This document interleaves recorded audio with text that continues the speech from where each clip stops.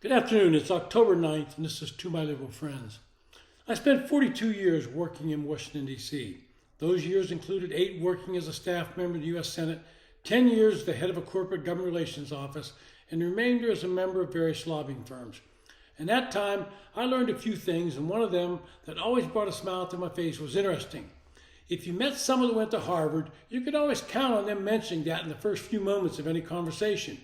It was a badge of honor to them and designed to impress you with their intelligence and stature. Those of us that did not go to Harvard would just roll our eyes. It would never occur to any of these pompous idiots that nobody cared where they went to school, but rather what they could do in the real world. But to Harvard graduates, it's important to establish who they are right out of the box. I think the same attitude permeates graduates of some of the other so-called elite schools like Yale, Penn, and Stanford. They get this attitude because of the connections they think they have. Harvard and its peers educate only a tiny fraction of the students attending college, but because of the idea that they are somehow better than the rest, they have a large percentage of the leaders in the nation. The White House, Supreme Court, U.S. Senate, and the executive suites of Fortune 500 companies are loaded up with the graduates of these elite universities.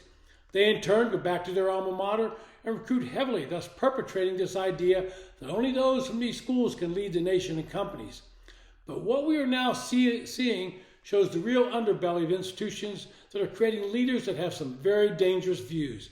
They're overwhelmingly liberal, 68% are Democrat as opposed to 12% Republican, and they engage in a form of groupthink that has become increasingly hostile to the United States. They've been indoctrinated by ultra-liberal professors who blame all of the problems in this great nation on corporations. They are, in my opinion, the epitome of the old axiom that those who can do and those who cannot teach. They sit in their ivory towers showing their envy of those who have left academia and found financial success.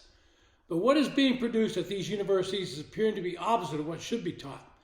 Polls show that more and more of these so-called elite students say they support socialism over capitalism.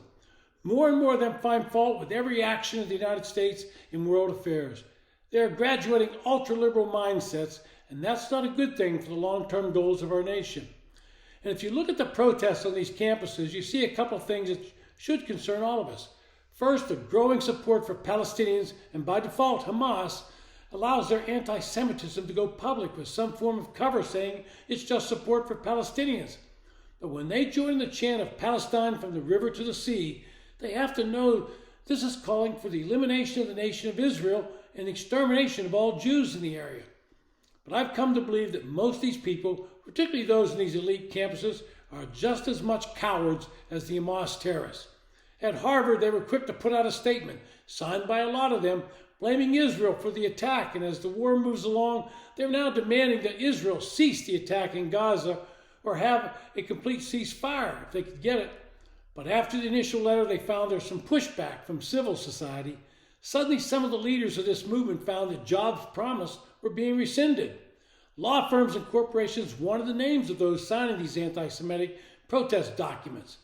The result is now they're telling the universities that their privacy is being compromised if these names are released.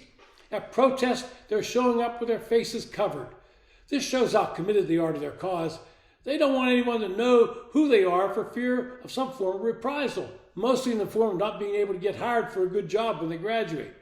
It should come as no surprise that companies and law firms don't want bigots populating their workforce. And this week, a group of congressional staff members organized their own protest on the steps of the Capitol. Once again, they all covered their faces. I guess they might have been afraid they might lose their jobs if people know who they are.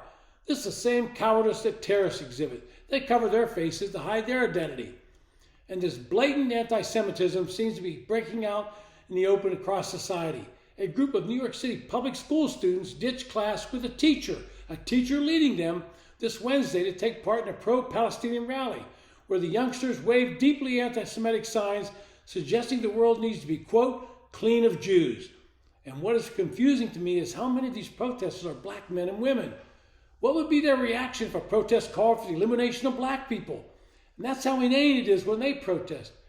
At one protest, a woman held up a sign supporting LGBTQ rights and had to be reminded that in Palestine, she would more than likely be executed for that behavior. And this is how naive they are about who they're supporting. There's no such law against homosexuality in Israel. The bottom line is these protesters, for the most part, are led by Palestinian students either studying here in the United States or their first generation in this country. The bulk of the protesters have no real idea about the facts and just show up to protest because they think it makes them look cool. But if they were truly committed to their cause, they would not hide their identity. They would stand proud and allow the world to know who they are.